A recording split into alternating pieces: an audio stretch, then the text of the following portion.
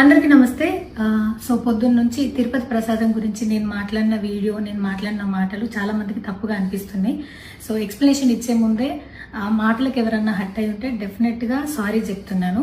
And నన్ను రెగ్యులర్గా follow అయ్యేటోళ్లకు నాకు వెంకటేశ్వర స్వామి ఎంత ఇష్టమో తెలుసు.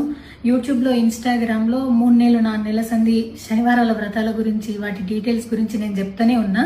అవేవి దేని గురించి ఎవరు మాట్లాడుకోలేరు. అన్ఫార్చునేట్లీ దీని గురించి మాట్లాడిండ్రు. ఏదైనా సరే తప్పు జరిగింది నా సైడ్ నుంచి. నా మాటలు తప్పుగా ఉన్నాయి తప్పితే నా ఇంటెన్షన్ అది కాదు.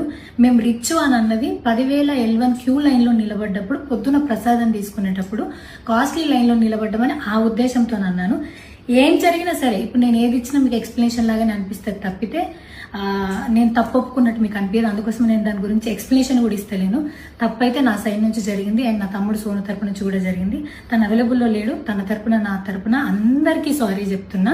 సో నా ఇంట్లో వెంకటేశ్వర స్వామి, నా చేతి మీద వెంకటేశ్వర స్వామి, అన్నిటికన్నా ముఖ్యంగా జీవితంలో నాకు అత్యంత విలువైంది నా బిడ్డ. నా బిడ్డను కూడా వెంకటేశ్వర స్వామి ఇచ్చిండు. నేను ఆయన గురించి తప్పుగా ఎట్లా మాట్లాడతా? అస్సలు ఆయన గురించి తప్పుగా మాట్లాడా. ఆయన గురించే కాదు, నన్ను రెగ్యులర్గా ఫాలో అయ్యేటోళ్లకు నేను అన్ని మతాల దేవులను మొక్కుతా, అందరి దేవులను మొక్కుతా. అందులో వెంకటేశ్వర స్వామి నా జీవితాన్ని మార్చేయండు. ఈ రోజు నేను అనుభవించే ఏది కూడా ఆయన దయలేకపోతే కాదు. అట్లాంటిది ఆయన గురించి నేను ఎందుకు మాట్లాడతా? అయినా సరే తెలుసో తెలకో పొరపాటు మాటలైతే నా నోటి నుంచి, మా తమ్ముడు నోటి నుంచి వచ్చినాయి. దానికి డెఫినెట్గా సారీ అడుగుతున్నా.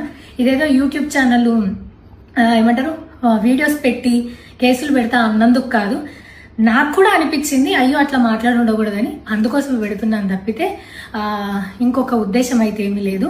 నేను మళ్ళొకసారి టీటీడీ మెంబర్స్కి అండ్ నా మాటల వల్ల హర్ట్ అయిన ప్రతి ఒక్కరికి నేను నా తరపు నుంచి సారీ చెప్తున్నా. అండ్ ఇంకోసారి మళ్ళీ ఎప్పుడు రిపీట్ చేయను.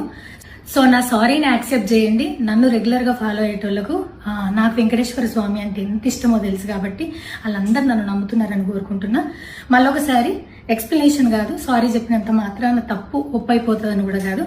బట్ నేను చేయగలిగింది ఇది ఒక్కటే కాబట్టి మళ్ళొకసారి అందరికీ సారీ. అండ్ డెఫినెట్గా ఐ ప్రామిస్ ఇంకోసారి ఇది రిపీట్ అవ్వదు. Thank you.